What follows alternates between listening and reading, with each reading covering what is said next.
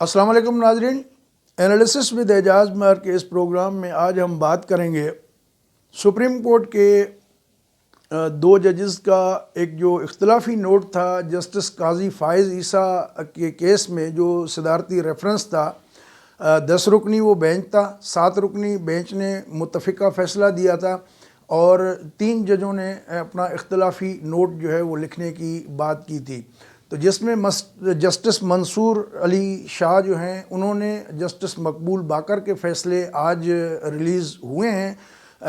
ایک کا جو ہے جسٹس منصور کا جو ہے وہ 65 صفحات پہ مشتمل ہے، جسٹس مقبول باقر کا 68 صفحات پر مشتمل ہے۔ لب لباب ان کا بھی یہی ہے کہ جو ریفرنس تھا وہ غیر آئینی تھا، غیر قانونی طور پہ داخل کیا گیا، بدنیتی اس میں شامل تھی، حکومت جسٹس قاضی فائز عیسیٰ کو نکالنا چاہ رہی تھی اور جو اس کے لیے ایک غلط طریقہ کار اپنایا گیا۔ ان اختلافی نوٹس میں جو باتیں کہی گئی ہیں اس میں امپورٹنٹ بات یہ بھی ہے کہ جو وحید دوگر ہیں جنہوں نے یہ شکایت کی تھی، جن کی درخواست پہ یہ ریفرنس بنا تھا، وہ صحافی ہیں اور ان کو جو ہے معلومات ساری فیڈ کی گئی اور شہزاد اکبر کی جانب سے۔ تو جو اسیٹ ریکوری یونٹ کے سربراہ تھے،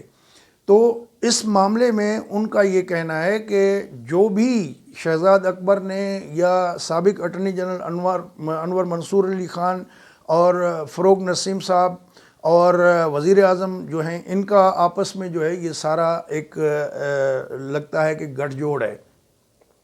تو ان کا کہنا ہے کہ ایف آئی اے اور نادرا اور ایف بی آر، ان تینوں نے ان کو جو معلومات فراہم کی ہے وہ عمل بھی غیر قانونی ہے، کیونکہ قانونی طریقے سے انہوں نے یہ معلومات بھی اکٹھی نہیں کی ہے، لہٰذا ان کے خلاف بھی فوجداری کارروائی ہونی چاہیے۔ تو بہرحال یہ ججمنٹ بائنڈنگ نہیں ہے چونکہ انفرادی ایک اختلافی نوٹ ہے، لیکن یہ ریکارڈ کا حصہ ضرور رہے گا۔ تو جسٹس مقبول باقر نے تو یہاں تک بھی کہا ہے کہ جو ایف بی آر کے قوانین ہیں ان کے مطابق 2004 سے لے کے سن 2013 تک جو بھی پراپرٹی خریدی گئی ہیں اس کا جو ہے وہ قانونی طور پہ ریکارڈ اور اس کے آمدنی کے ذرائع نہیں مانگے جا سکتے، یہ ایف بی آر کے اپنے قوانین ہیں، تو یہ ان کی بھی خلاف ورزی ہے۔ تو بہرحال یہ دو چیزیں اپنی جگہ پہ آپ سے ہم نے کہا کہ شیئر کرتے ہیں، لیکن اس کے ساتھ ساتھ جو ہے جسٹس قاضی فائز عیسیٰ کی بیگم سیرینا عیسیٰ نے خط بھی لکھا ہے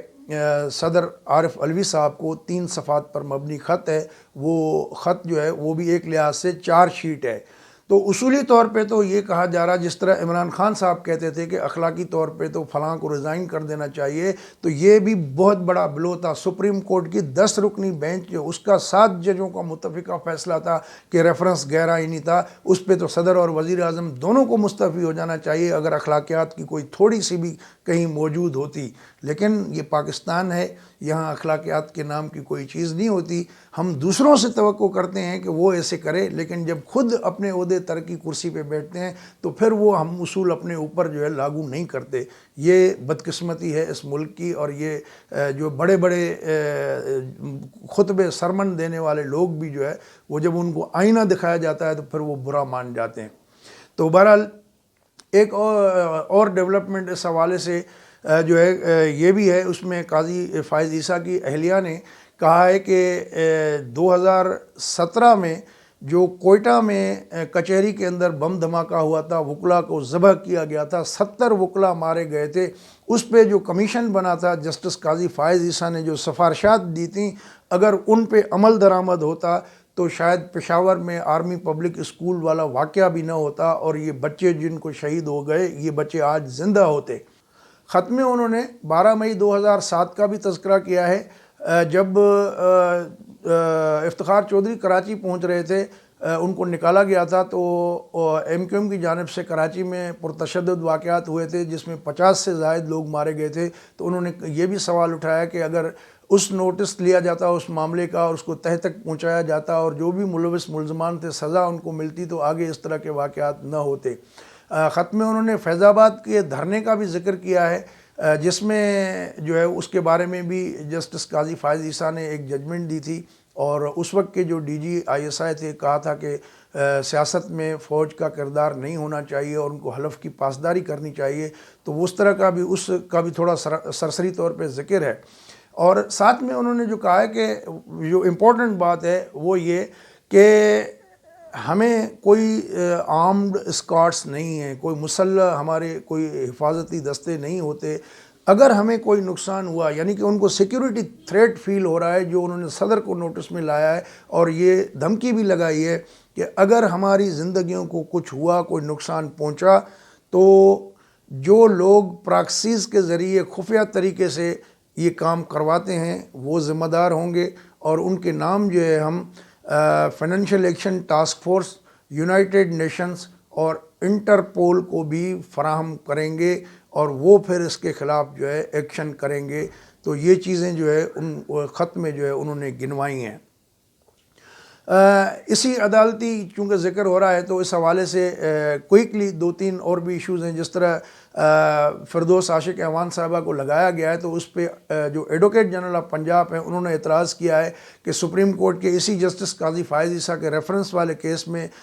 جج صاحب نے جو ہے یہ کہا ہے کہ ان پہ کنٹیمپٹ آف کورٹ کا کیس چلنا چاہیے،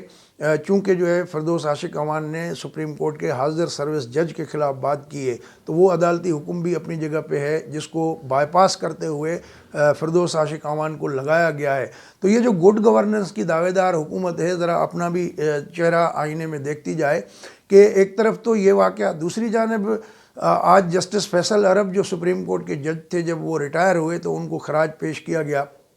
وہ بھی اس میں چیف جسٹس نے بھی خطاب کیا، ان کی خدمات کو بھی سراہا۔ تو بہرحال انہوں نے جو ہے جسٹس فائز عیسیٰ والے کیس میں تھوڑا سا ایک ڈیفرنٹلی اپنا کچھ آبزرویشنز بھی دی تھیں۔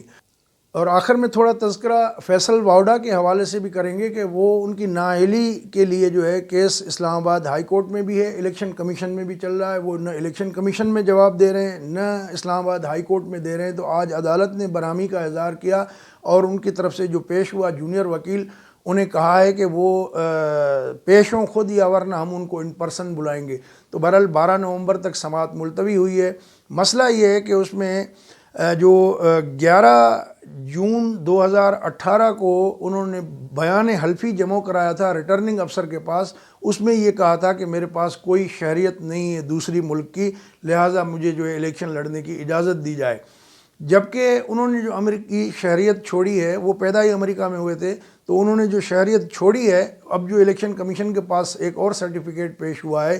اس میں جو ڈیٹ ہے وہ 25 جون کی ہے، یعنی 22 جون 2018 کو انہوں نے درخواست دی ہے، 25 جون کو ان کی شہریت کی منسوخی کی جو ہے وہ سند جاری ہوئی ہے۔ تو یہ انہوں نے جو غلط بیانی کی ہے تو اس پہ وہ نااہل ہو سکتے ہیں، اس کے کلیئر کٹ ثبوت موجود ہیں، لیکن پھر بھی گو سلو والا سسٹم ہے کہ گورنمنٹ جو ہے وہ ڈیلے کرنے کے یا خود جو وہ متعلقہ اس میں ہیں جوابدار، وہ جو ہے اس کو ڈیلے کرنا چاہ رہے ہیں۔ تو بہرحال یہ بھی آگے چل کے ڈیفینیٹلی آئے گا، اور جس طریقے سے چیزیں ہو رہی ہیں کہ جو احتساب ہے وہ بھی ون وے ٹریفک ہے، تو اس طرح کی چیزیں جو ہے اب ظاہر ہے کہ جو کانسٹیٹیوشنل ادارہ ہے الیکشن کمیشن آف پاکستان، انہوں نے بھی ان کو وارننگ دے رکھی ہے کہ یہ آخری مہلت ہے۔ تو بہرحال اب یہ جو ان کے خلاف بھی گھیرا تنگ ہوتا جا رہا ہے، اور ہو سکتا ہے کہ ان کی بھی نااہلی کا معاملہ جو ہے وہ زور پکڑے۔ تو بہرحال یہ چیزیں اپنی جگہ پہ، اس سے پہلے ہم جو ہے یہ بھی کہہ چکے تھے کہ سی پیک پاکستان کا گیم چینجر ادارہ ہے، وہ آرڈیننس کے ذریعے قائم کیا گیا، وہ آرڈیننس غیر مؤثر ہو گیا مئی میں اس سال، لیکن ابھی تک جو ہے وہ کوئی اس کو قانونی کور نہیں ہے کہ سی پیک کس قانون کے تحت چل رہا ہے۔ تو بہرحال یہ ایک طرف جو ہے گورننس کی گڈ گورننس کی دعوے دار حکومت کے یہ بیڈ گورننس کی یہ ساری چیزیں ظاہر کرتی ہیں۔ چلو مہنگائی کو کنٹرول تو نہ کر پائے، لیکن یہ جو ادارتی ایشوز ہیں کم از کم ان کو تو کنٹرول کر لو۔ دوستو، اگر آپ کو یہ ویڈیو اچھی لگے تو اپنے دوستوں کے ساتھ شیئر کیجیے گا، اور ہمارا چینل ابھی سبسکرائب نہ کیا ہو تو اس کو سبسکرائب بھی کر لیجیے گا۔ اگلی ویڈیو تک اجازت دیجیے، اللہ حافظ۔